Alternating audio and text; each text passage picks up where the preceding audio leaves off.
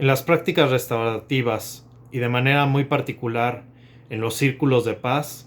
como facilitador me he percatado que una de las experiencias fundantes y esenciales de los participantes es la experiencia del empoderamiento. Por eso me parece que es de vital importancia el que podamos realizar una reflexión en torno a esa experiencia de poder positiva, creativa y colaborativa que se tiene en estos espacios tanto a nivel personal como comunitario. Es una experiencia positiva del poder porque nos desvincula de toda aquella comprensión del poder cimentada en la dominación, el control o la manipulación, para dar paso a una experiencia de poder que tiene como fundamento el reconocimiento, que lleva a los sujetos participantes a experimentar un crecimiento en su autoconfianza, autorrespeto y autoestima. En ese momento en el que se sienten escuchados y comprendidos por las personas que comparten con él ese espacio de intersubjetividad. Por otra parte, también es una experiencia de poder colaborativa, porque se comprende que el poder no es algo que se ejerce de manera unilateral y arbitraria, sino algo que se comparte y que fluye con aquellas personas que acompañamos y nos acompañan en los círculos, en las prácticas restaurativas, donde precisamente el poder se va recreando, se va construyendo y va generando acuerdos en común. Por último, también es una experiencia creativa porque nos permite generar alternativas, soluciones, acuerdos para enfrentar el futuro y para hacer más rica nuestra convivencia social.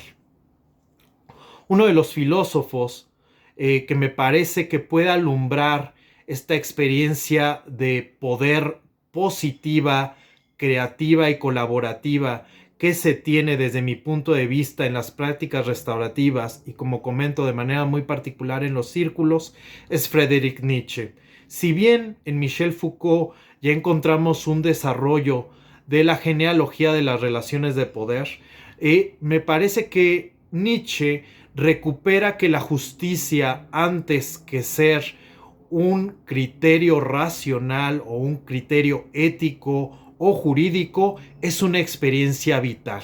Y en ese sentido también nos conecta con cuestionar nuestros paradigmas.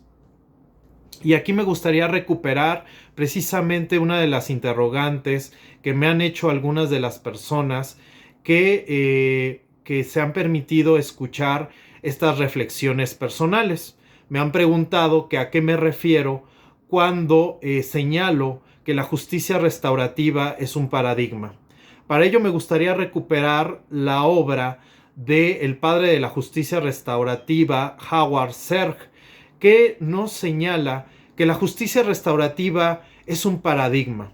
porque son los lentes desde los cuales comprendemos y conocemos la realidad que nos rodea. Y es que el paradigma son precisamente todos aquellos esquemas mentales desde los cuales concebimos, clasificamos y ordenamos nuestro mundo, no solamente físico, sino también social.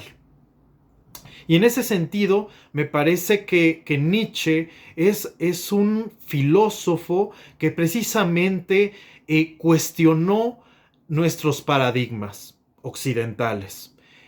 Nietzsche, para cuestionar precisamente los lentes con los cuales vemos, comprendemos y sentimos la realidad, cuestionó los tres sistemas desde los cuales se forman precisamente nuestros esquemas mentales, desde los cuales ordenamos nuestro mundo físico y social. Él cuestionó la filosofía, la moral y la religión en Occidente, y desde su punto de vista teníamos que ser muy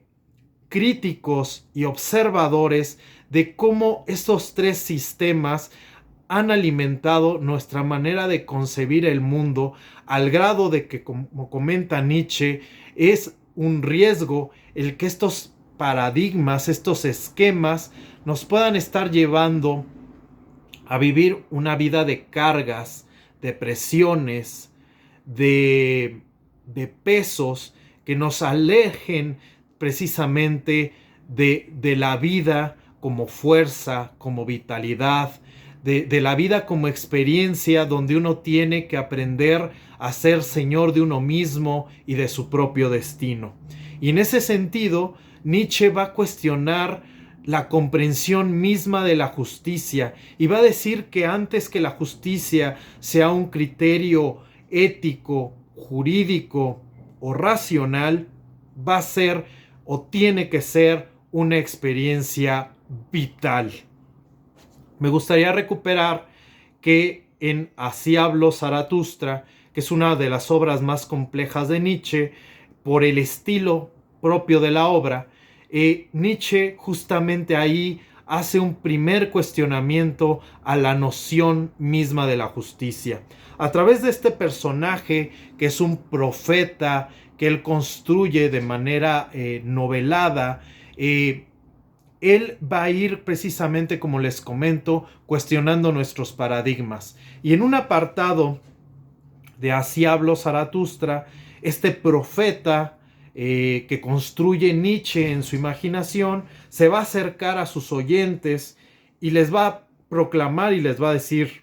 canséis de las palabras de recompensa, retribución, castigo y venganza para hablar de justicia. Y es que Nietzsche, precisamente y de manera posterior, en Más allá del bien y del mal y la genealogía de la moral, va a cuestionar que los cimientos mismos de la justicia estén en el espíritu del resentimiento, es decir, que la herramienta para la realización de la justicia sea el temor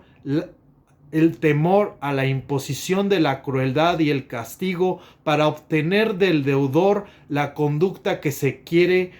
que él tenga para con el acreedor. Y en Humano demasiado humano, Nietzsche va a proclamar que recuperemos una experiencia vital de justicia que se construya a partir de generar condiciones de igualdad de poder, condiciones de voluntad de poder entre los participantes en un encuentro de intersubjetividades. Esto de manera definitiva me parece que tiene una clara conexión con lo que nosotros vivimos en las prácticas restaurativas, porque principalmente en los círculos de paz podemos encontrar ese espacio de encuentro entre varias personas, entre varios seres humanos que comparten una misma historia, a través de que quieren hablar de un mismo acontecimiento,